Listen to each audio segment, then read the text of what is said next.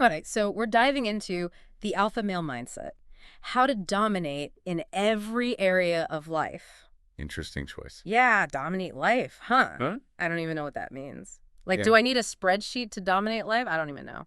Yeah. That's quite the goal, isn't it? Yeah, it's a pretty lofty goal. Yeah. So, We're going to break it down, though. yeah, let's Yeah. crack this book open Yeah. and just see if it's all hype or if there's anything actually useful in here. Yeah. This is one of those concepts I think we have to look at with a critical eye Yeah. because there's definitely some potential downsides, but there might be some nuggets of self-improvement in here, too. Right, yeah, for sure. So, So, first things first, how does this book even define alpha male? yeah. So this one very much sticks to like the classic traits you hear about dominance, leadership, assertiveness, Right. all that sort of thing. Okay. And I think the problem with starting there is it kind of gets you locked into this, Into a certain, yeah, this very specific. Fox way of thinking about what it means to be a successful man. Okay. And it's very much stuck in this idea of social hierarchy, Mhm. right?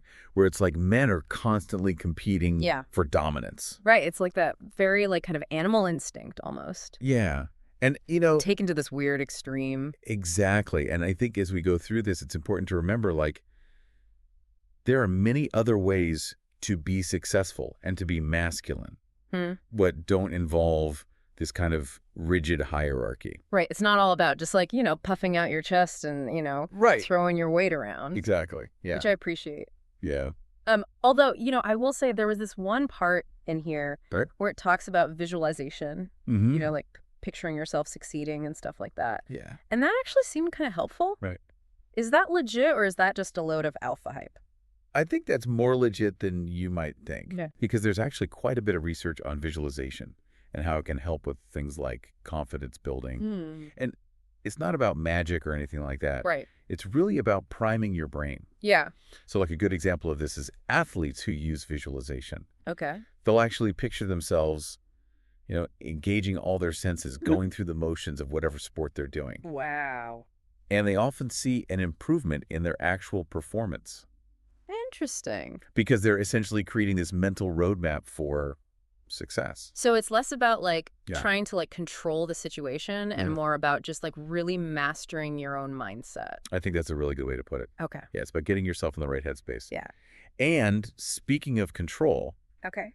that is another key theme that we see In this book. in this book, yes. Yeah. Huge emphasis on controlling outcomes, controlling your emotions, Really? controlling pretty much everything. And that's where I start to go, I don't know about this. Yeah. Like, is that really possible or even healthy? Right. Because I've even found in my own life that like, Yeah. trying to white knuckle control everything just leads to more stress, Okay. And like letting go a little bit has actually been like a game changer. Absolutely.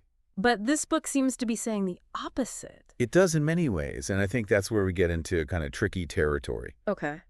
because I understand the appeal of wanting to be in control, right? Sure. We all want that sense of agency. Yeah. But the reality is life throws curveballs. Right. Things happen that are outside of our control. And so I think a much more... You can't plan for everything. You can't plan for everything. Yeah. And so being able to adapt, being resilient and learning to accept the things that you can't control, those are essential skills too. Totally. And so instead of aiming for this total control, maybe a better approach is something like practicing mindful acceptance of your emotions, where you're not trying to suppress things or deny them, Yeah. but you're also not letting them completely run the show. Right. You're just sort of acknowledging them, being present with them. Interesting. And then from that place of awareness, yeah. you can respond to challenges with, I think, greater clarity and skill than just reacting to whatever life throws at you.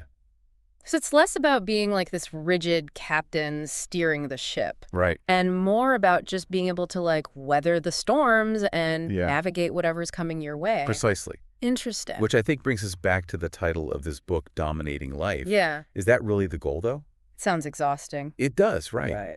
And I think if we take a step back and think about what a truly successful and fulfilling life entails, it's probably things like, having meaningful relationships, Sure. pursuing your passions, Yeah. maybe making a positive impact on the world. Those are all good things. These are goals worth striving for. For sure. Yeah. I like that. It's not about like reaching, alpha status. Right, It's yeah. more about like, what does success mean to you? And then how do Exactly. you get there? Yeah. Defining it on your own terms, Love it. which can be incredibly empowering. Totally. Yeah, I love that. Yeah. So to wrap things up, here's something I'm left wondering about after reading this. Okay. If the opposite of alpha Hmm. isn't weakness, Okay. but authenticity, Hmm.